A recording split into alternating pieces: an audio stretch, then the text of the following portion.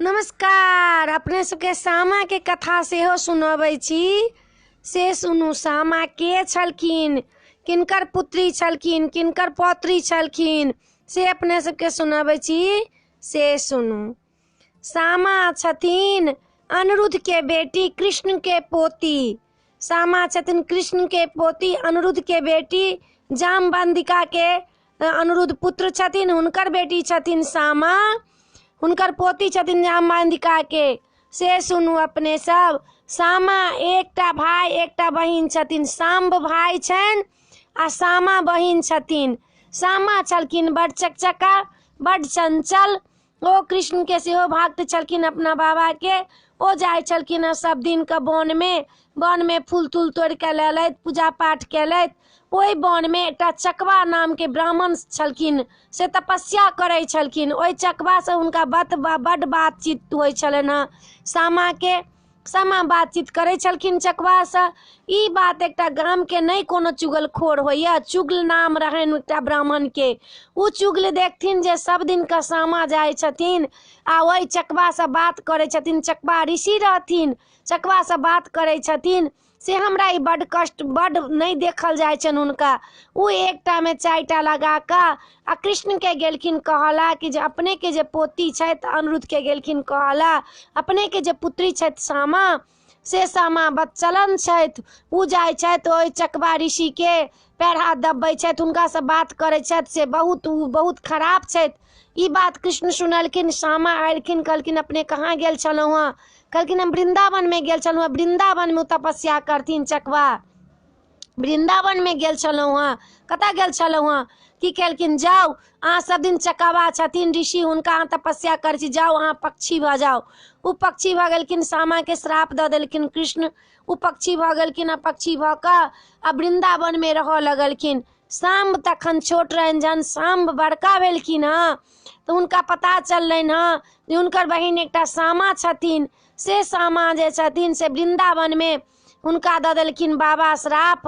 वृंदावन में चिड़ै बनि कऽ रहै छथिन। हुनका बड दुख लगलनि। आब किनका लऽ जाउ? सप्तऋषि लऽ गेलखिन। सप्तऋषि कहलखिन कि जे अहाँ हमरा से की कहऽ चाहै छी? तऽ कहलखिन हमर जे सामा बहिन छथि हुनका श्राप भऽ गेलनि, ओ पक्षी भऽ गेलखिन। हुनकर पक्षी यौन केना खत्म हेतनि, मनुष्य यौन में केना एथिन, से हमरा अहाँ अपने बताउ। कहलखिन हाँ 7 वर्ष तपस्या करू, कृष्ण के तपस्या करू, तब हुनकर जे हेतनि श्राप मुक्त हेतनि। ओ जे रहथिन सांब भाई हुनकर रहथिन, से 7 साल तक तपस्या केलखिन अपना बहिन के लेल। जहन 7म वर्ष भऽ गेलनि तऽ इहे खरना पंचमी रहनि, कार्तिक मास के खरना पंचमी तिथि। ओहि दिन हुनकर तपस्या पूरा भऽ गेलनि। हुनकर बहिन के जे रहनि से यौन जे रहथिन पक्षी यौन में, से हुनकर यौन छूटि गेलनि। यौन छूटि के गेलखिन। जहन कृष्ण के ई बात पता चललनि, कृष्ण अपना दरबार में बजेलखिन। दरबार में जे कहै छी लड्डू बेचनी वाली बनबै छी, ढोलकिया बनबै छी, भैया बट जोहनी बनबै छी, से सब आबि गेलखिन दुआर पर फूल लऽ कऽ। ढोलकिया, बजनिया, गवनिया जे सामा आबै छथिन अपना दरबार में। सामा आयलखिन अपना दरबार में, हुनका डोली महफा से लऽ के एलखिन। चकवा ऋषि जे रहथिन उहो एलखिन, बहुत तपस्या सामा ला केने रहथिन, उहो एलखिन।